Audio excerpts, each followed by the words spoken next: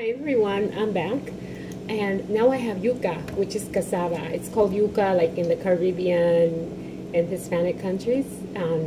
It's cassava is the proper name,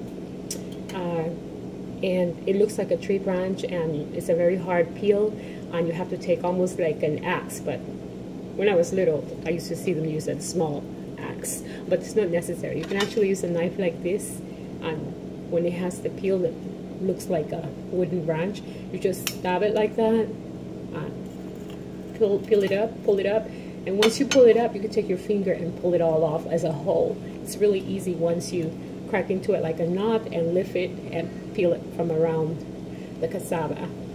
So, or yuca, same thing. I'm going to rinse this out and add to my vegetable pot.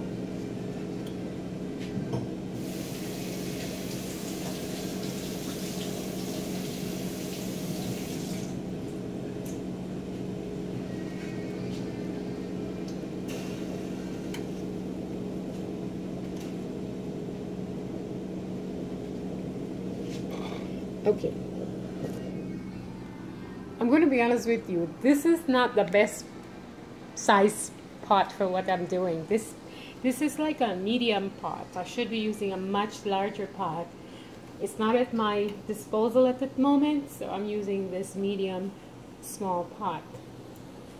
And it's overfilled right now, as you can see, with the pumpkin, the other green vegetable that I told you. I have a tendency to want to call it achote, but it's not achote. Achote is the seeds that make your rice red when you want to redden your rice or redden your meat. That's not what it is, but it sounds something like achote, and I can't remember the name, but it's very good for you. And like I said, normally I like to use red potatoes, but at the moment I grabbed what I could, and those were those yellow potatoes, because the red ones in the food line at the moment was actually undercover yellow potatoes that they had dyed red. Once again, I like to always touch on the fact, if you don't believe me, that we are living in a marketplace since ancient times. There's this big plan for the world, and we all try to figure out what that may be. But honestly, with all the research that I've done, that is the fact. And it's not to cause paranoia or fear. It's just to say, I'm going to speak for myself.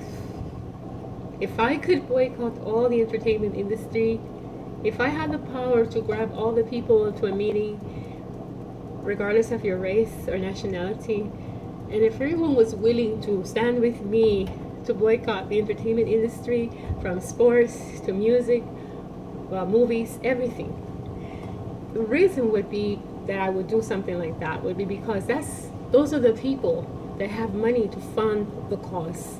What is the cause? I'm going to start out with,